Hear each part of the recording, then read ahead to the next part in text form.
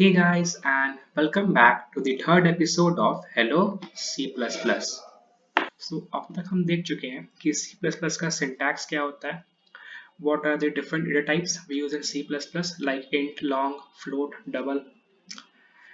So आज का video में हम देखने वाले हैं कि what are the operators that we use in C++ programming. And operators are the most important topic in C++. ठीक है? We'll also see what are the different types of operators, and we also see some simple programs demonstrating our different types of operators. ठीक, so start करते हैं operators के definitions के साथ, पर पहले थोड़ा समझते हैं कि operators होता क्या है. ठीक है, so from the name itself, operators, we can think of that it must be a symbol which operates on something. ठीक है, ऑपरेटर्स से हमें कुछ समझ में आ रहा होगा कि it must be a symbol which makes operations on something, which operates on something. इससे थोड़ा टेक्निकल वे में समझें तो हम कह सकते हैं कि it is a symbol which operates on different variables and gives us the desired result. ठीक है, और इसे समझने के लिए let's take an example of x plus y. अब x प्लस वाई हम लोग डे टू डे लाइफ में यूज करते हैं इन मैथमेटिक्स. ठीक है, अब यहाँ पे x और y है क्या, एंड प्लस. ठीक है, प्लस तो सबको समझ में आ रहा है कि plus is an addition operator. ठीक है, here plus is an operator which is a addition. ठीक है, लेकिन यहाँ x और y क्या है. ठीक है, x और y को हम ऑपरेंड बोल सकते हैं. ऑपरेंड मतलब कि जिसके ऊपर हम कुछ ऑपरेशंस कर रहे हो, जैसे कि I am doing operations on x and y. We are adding both the values or we are adding both the variables. ठीक है, so we can refer x and y as an operand. ठीक है, तो ये समझ में आ गया कि ऑपरेटर्स क्या होता है, कि it is a symbol which operates on different variables or different operands and gives us a desired result. Now there are different kinds of operators. ठीक है, there are different kinds of operators in C++ programming, and we will study each and every operator one by one, and हम लोग उसका हर एक का programme भी देखेंगे. ठीक है, तो आते हैं हम अपने C++ का पहला ऑपरेटर में, which is known as the C++ arithmetic operator. ठीक है, अरिथमेटिक ऑपरेटर.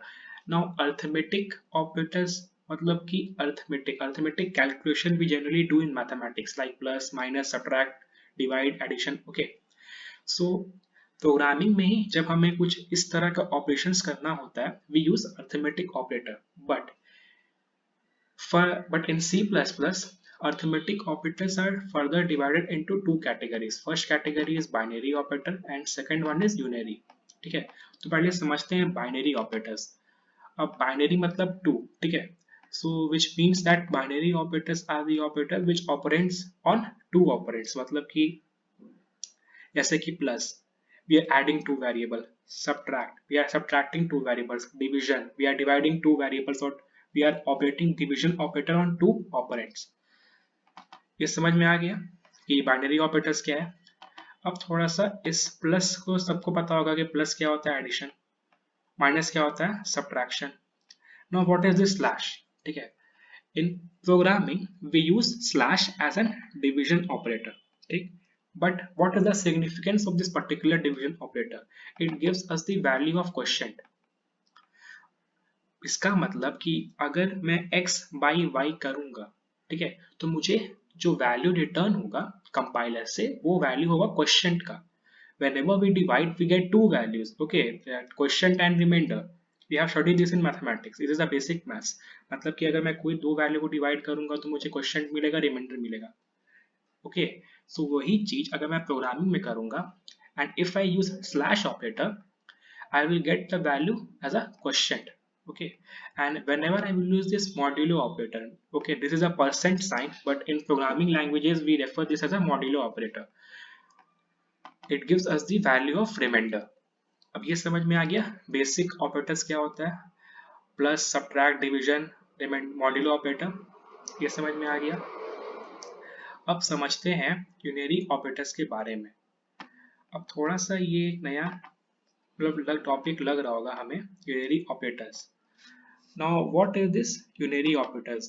यूनरी से समझ में आ रहा होगा सिंगल.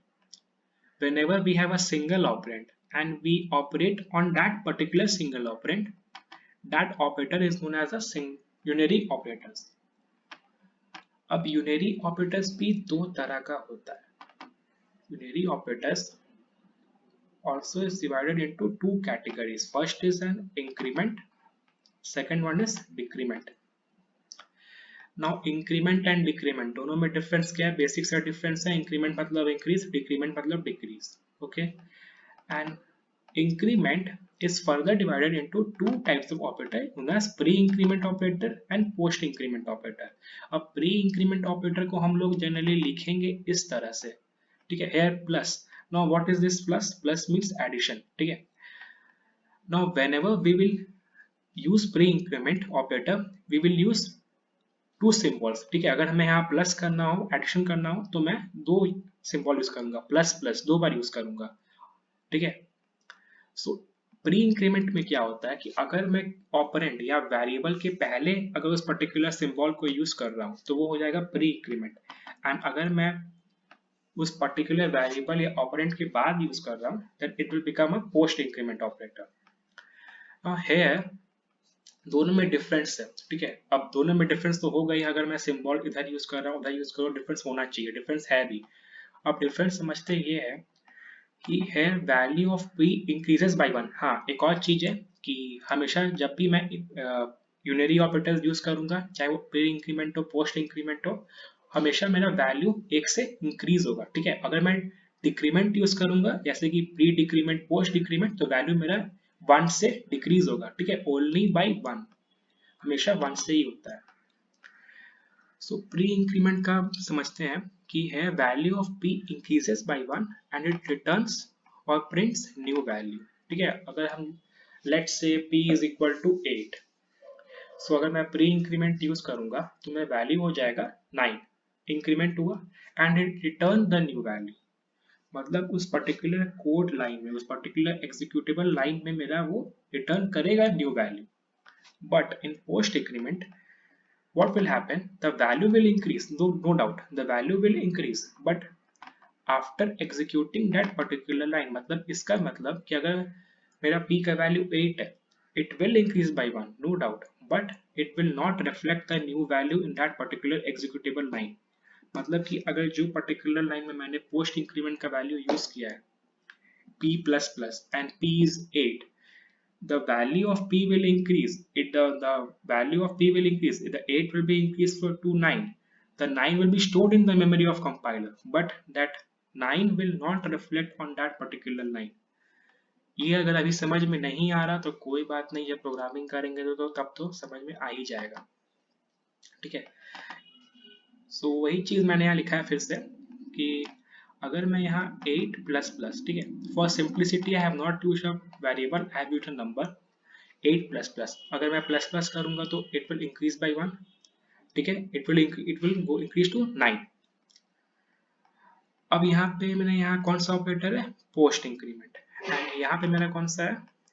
प्री इंक्रीमेंट, ठीक. So the value will increase by 1, but the increased value will not reflect on that particular line which is executing. But इसमें क्या होगा कि it will reflect in pre-increment operator, the new value will reflect on that particular line which is executing. ठीक है, ये समझ में आ गया कि प्री इंक्रीमेंट और पोस्ट इंक्रीमेंट में डिफरेंस क्या हो रहा है, ठीक है. ये तो था मेरा इंक्रीमेंट का. डिक्रीमेंट का भी सेम चीज है, ठीक है. जहां जहां मैंने यहाँ पे इंक्रीमेंट यूज किया है वहां वहां डिक्रीमेंट यूज कर देंगे, एंड जहां जहां मैंने इंक्रीजेस यूज किया है वहां यूज कर देंगे डिक्रीजेस. तो सारा चीज में कन्वर्ट हो जाएगा डिक्रीमेंट ऑपरेटर में. डिक्रीमेंट ऑपरेटर में भी प्री डिक्रीमेंट, पोस्ट डिक्रीमेंट होता है और दोनों का सिग्निफिकेंस वही है. सिर्फ इंक्रीमेंट में क्या होता है कि value increases by 1 and in decrement operator value decreases by 1. सो ये तो क्लियर हो गया. अब हम आते हैं to a first program in which we have explained our above operators, ठीक है. सो हम डायरेक्ट कोड में आते हैं. I have written int a is equal to 10, b is equal to 5। ठीक है, अब मैं फिर से यहाँ एक्सप्लेन नहीं करूंगा कि what is IOStream, what is hash, namespace, std, main function. ठीक है, ये सब मैंने ही पहले कवर कर चुका है अपने प्रीवियस वीडियोस में। इसको समझ में नहीं आ रहा, ठीक है, they can refer my previous videos. अब हम डायरेक्ट आते हैं int a is equal to 10 और b is equal to 5। यहाँ int क्या है ये भी मैंने पिछले वीडियो में डिस्कस किया था। It is a data type which refers to a integer value, मतलब a और b दोनों मेरा इंटीजर है। And what is cout statement, we all know, to print a particular line we use a cout statement. ठीक है, यहाँ मैंने use किया a plus B, a minus B, a slash B, a modulo B, मतलब addition, subtraction, division and modulo. अब इसको हम run करते हैं एंड लेट्स सी कि क्या आउटपुट आता है। ठीक है, अथवा हम मैनिपुलेट करेंगे थोड़ा और क्लियर हो जाएगा हमारा सारा डाउट्स जो भी अभी तक है। जिसको नहीं है तो बहुत अच्छा, जिसको है प्रोग्राम करते हैं समझ में आ जाएगा।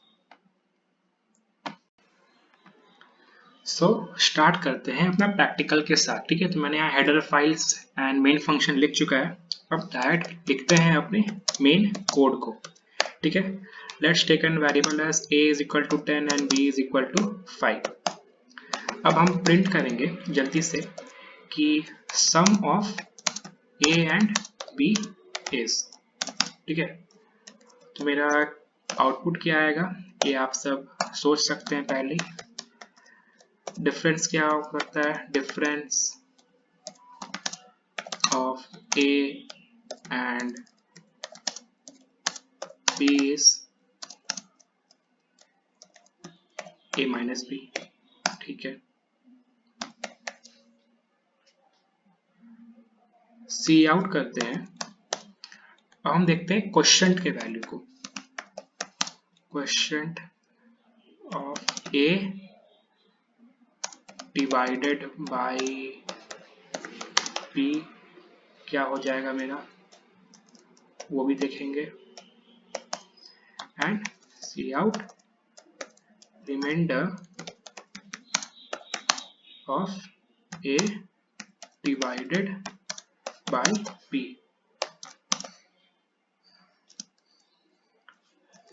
सो इससे हम परसेंट ऑपरेटर या मॉड्यूलो ऑपरेटर यूज करते हैं एंड रिटर्न 0। ठीक है, तो ये था हमारा पहला प्रोग्राम। ओके, मैंने हर जगह एंडल यूज नहीं किया, let's use endl to change our line. ठीक है, याद ही होगा एंडल क्या होता है, एंडल का सिग्निफिकेंस क्या था कि to change our line we use this endl statement. अब फिर से इसे बिल्ड करते हैं एंड अब रन करते हैं अपने पहले कोड को। Okay, so sum of a and b is 15। हमने गैस कर लिया था 10 plus 5 15। Difference of a and b is 5। Okay, 10 minus 5 is 5, correct। Quotient of a divided by b, when we will divide a by b, which means 10 by 5।